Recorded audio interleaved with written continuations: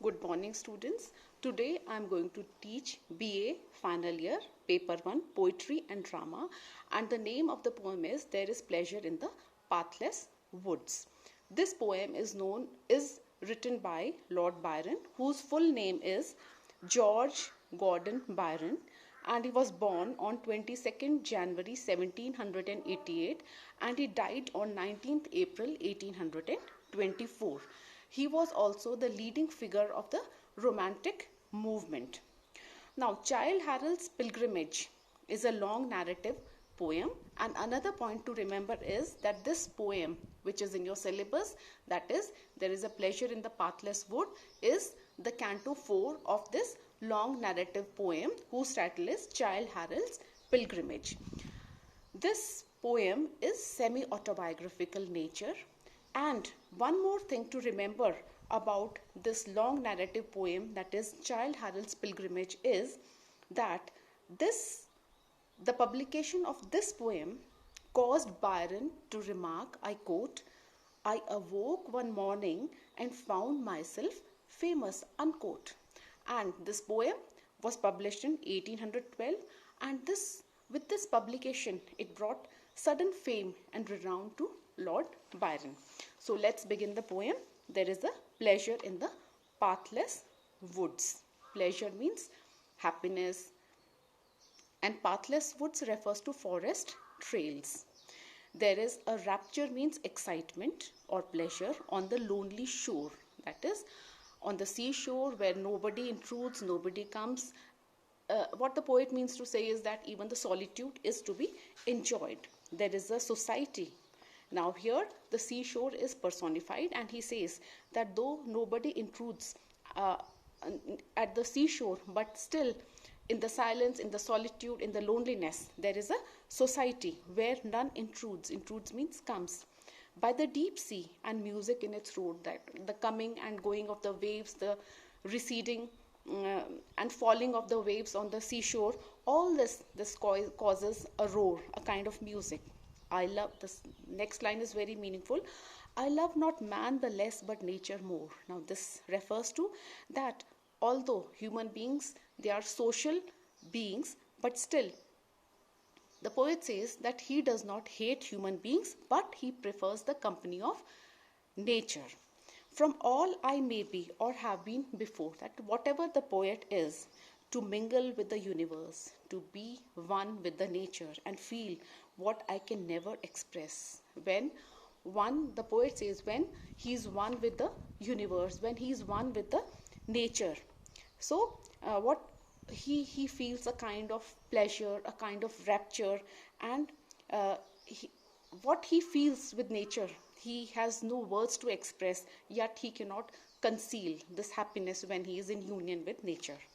Now the next stanza refers to the ocean, the strength of the ocean. Roll on, thou deep and dark blue ocean, roll. 10,000 fleets. Fleets is a group of ships. Sweep means float over thee in vain. Vain means futile. The ocean is so huge, and big fleets, they sail over the oceans, but it is their strength as compared to the ocean is in vain. It is futile. Man marks the earth with ruin. Man, he has destroyed Mother Earth. He has dug caves, he has done mining, quarrying, etc. So he has caused a lot of damage to Mother Earth, but man's control stops with the shore. That is, he is powerless when it comes to ocean or the water bodies. Upon thy watery plain, that the ocean, the plains of the earth is where man can cause a lot of havoc and destruction. But the plains of the ocean, here man cannot even lay his foot. The wrecks means destruction are all thy deeds, sinking of huge ships, everything, they all are the works of the deeds of the ocean. Nor doth remain a shadow of man's ravage. Ravage means damage. That ocean or the water body is so powerful that if it decides to cause destruction to a human being, not even his shadow would be visible. Save his own, when for a moment like a drop of rain. Sinking of a human being in a huge ocean is just like falling of a rain droplet, and it is lost. So a human being, a man who is drowned in the ocean, his existence would be lost just like a rain droplet in an ocean. He sinks into thy depths with bubbling groan. Groan means painful sound. And the mighty ocean, if it destroys, it decides to destroy a human being, he will dissolve in the length and breadth of the ocean with bubbling or with painful sounds without a grave. And he's so powerless, the human being, that he will die in the ocean, and no grave would be made on his dead body unknelled. And knell refers to the death bell, which is rung at the time of the death of somebody or at somebody's funeral. So when a human being dies in ocean, he'll die unknelled, uncoffined. No coffin would be brought to him because his dead body would not be found, and nobody would know where the human being has sunk and died. So as human being is powerless when it comes to the comparing his strength with the strength of the ocean. His steps are not upon thy paths, thy fields. Human beings can walk on earth, but they cannot walk on the ocean, are not a spoil for him. And human beings have looted the mother earth, but they cannot loot the ocean. Thou does arise. Now this refers to ocean. Ocean is personified. It is treated as a human being. The ocean might arise and shake him from thee. And if there is a human being who's trying to do something with the depths of the ocean, he's trying to do any commercial activity, what if the ocean decides it will gather all its strength, and the wild strength he wields, and the human being possesses worthless strength as compared to the ocean. For earth's destruction thou does all despise, because human being has destroyed the earth so much that the ocean hates human beings, spurning him means rejecting him, thy bosom to the skies. And what the ocean will do, it will throw back the human being against the sky, and sensed him shivering in thy playful spray. For the ocean, it might be just throwing off a playful spray of waves, but for the human beings, the strength of the ocean is so mighty and howling to his gods that he will, at the time of danger, he will remember his gods, where by chance lies his petty hope in some near port or bay. Perhaps there is a temple or a place of worship of human beings at some port or bay where human being remembers God, and he begs for mercy for his life to be saved, and dashes him. That dash means to throw against him to earth. There let him lay. And what if the ocean decides, it will gather all its strength and throw away the human being and hit him against the seashore. The armaments. Now armaments refers to the military weapons which thunderstrike the walls of rock built cities. There are some cities which have very very progressive military weapons, but ocean is still more powerful, bidding nations quake. And perhaps there might be some nations which tremble at the knowledge that there are some very destructive military weapons, and monarchs tremble in their capitals. The Lord of thee means any nation which has a very powerful navy and arbiter of war, and a nation which has a powerful navy is also the arbiter or settler of war. That whichever nation has a very strong navy will emerge as winner in any kind of war.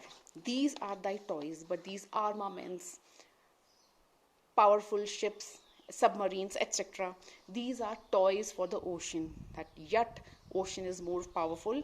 And as the snowy flake they melt into thy yeast, means froth or bubble of waves which mar alike the armada's pride or spoils of Trafalgar. It means even very powerful ships or fleet or very destructive weapons, they are like toys to this ocean.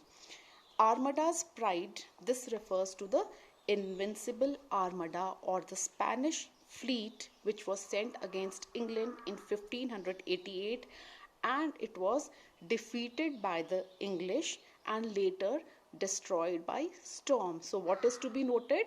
That this armada, the Spanish fleet, which was also given the name Invincible, was destroyed by a storm caused in the sea or ocean, or spoils of Trafalgar. Now Trafalgar refers to the Spanish and French fleet which were defeated by English under Nelson.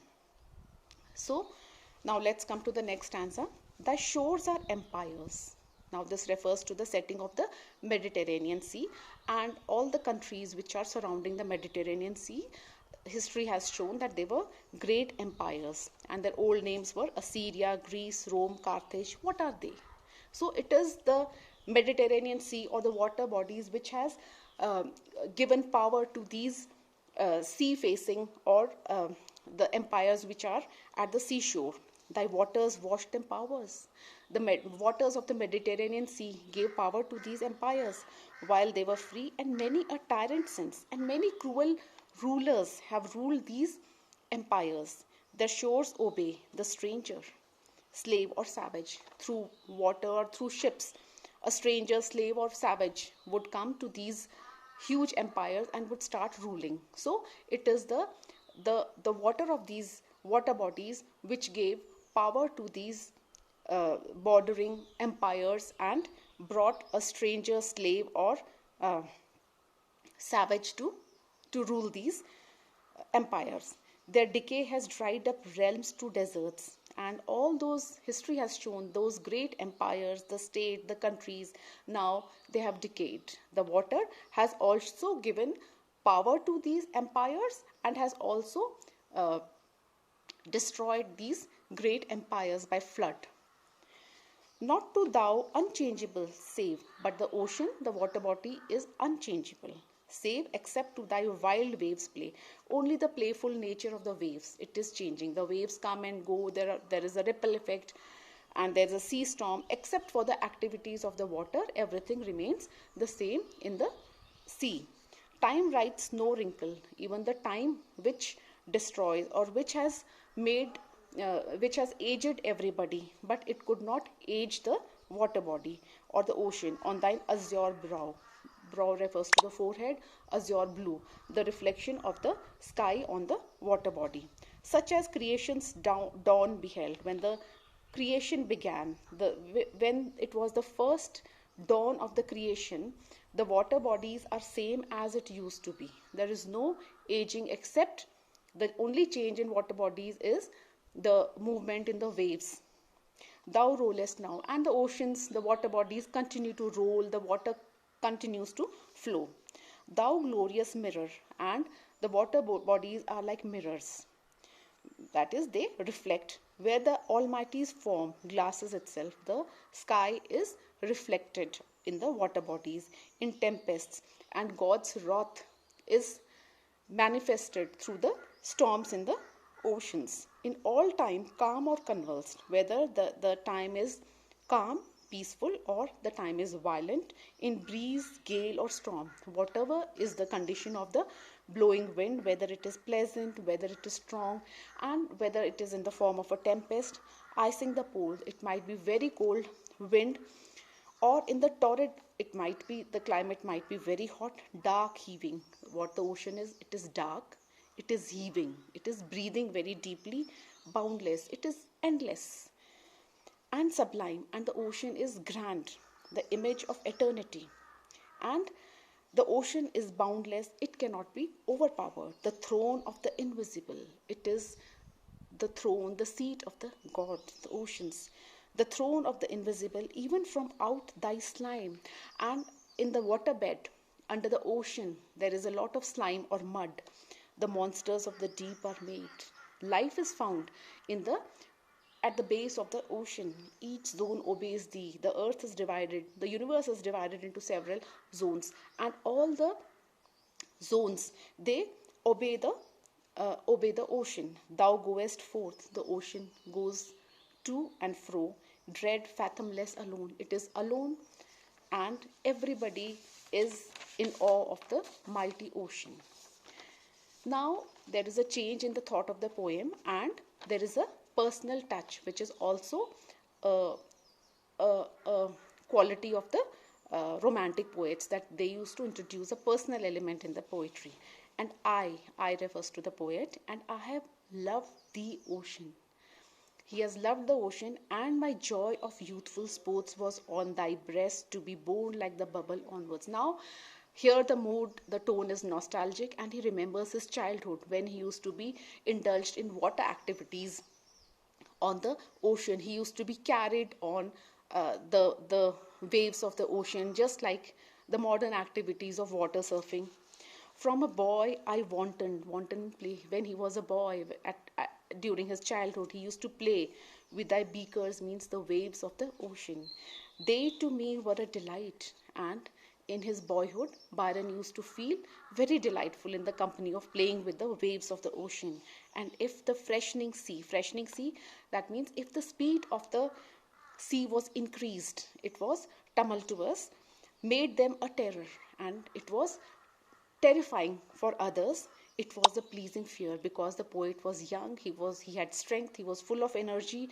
He never feared the strength of the freshening sea, for I was as it were a child of thee. Now he imagines himself as a child of ocean, and trusted to thy hand. He trusted, as a child trusts mother, he trusted the ocean, and he played with the waves of the ocean, and he played in the large waves far and near, and laid my hand upon thy mane. Mane is the long hair which are found on the neck of a horse. So when you ride without a saddle or reins, you just hold on to the mane of the horse and you ride. So he used to ride the water, the waves of the ocean, just like one rides a wild horse, holding on it to its mane.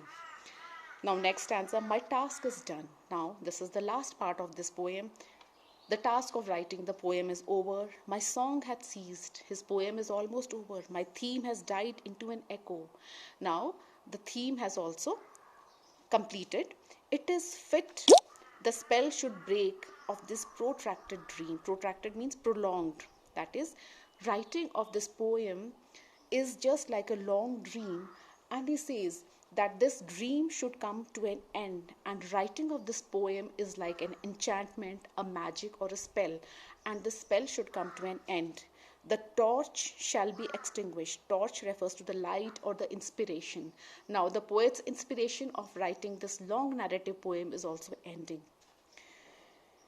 And what is writ is writ. Whatever I have written it. Now there is a wish, would it were worthier. Now he is wishing. This is the wish of every artist. He feels that his poem should be worthy. But I am not now that which I have been. Now he's changed after writing this beautiful semi-autobiographical poem. He feels that he's changed. And my visions flit. He's tired now. Less palpably before. He's feeling. And the glow, that is the inspiration, the inner inspiration, which is a work of God or the nature which has inspired him, this inspiration is also flitting. His sights are flitting, which in my spirit dwelt is fluttering faint, it is dying and low. Now the last stanza of the poem, farewell. It is true, a word that must be and hath been, yes. You all know, students, how difficult it is to say goodbye or to farewell. So the poet is also feeling bad to bid goodbye. This is the last part of the poem. A sound which makes us linger means stay longer. We don't want to, when we say goodbye to our friends or to anyone we love, we don't want to say goodbye. We want to prolong the goodbye. Yet farewell, ye who have traced the pilgrim to the scene. Pilgrim refers to the hero or the poet. Now he tells the reader who have followed the pilgrim or the hero to the pilgrimage, which is his last. If in your memories dwelt a thought which once was his. So he's telling the reader, if even one thought you can share which belonged to the poet once, that means he's successful as a poet. If one he swell, a single recollection not in, then his efforts are not in vain, they are not wasted. Now the poet is comparing himself to a pilgrim, and he says he wore his sandal shoe, means a special kind of shoes which were worn by the pilgrims, and a scallop shell, which was also worn by pilgrims in medieval times. So he says ki my pilgrimage is worth taking if the reader remember a single thought which belonged to me or the poet. So my pilgrimage has not gone in vain. If such there farewell, with him alone may rest the pain. If such there were with you,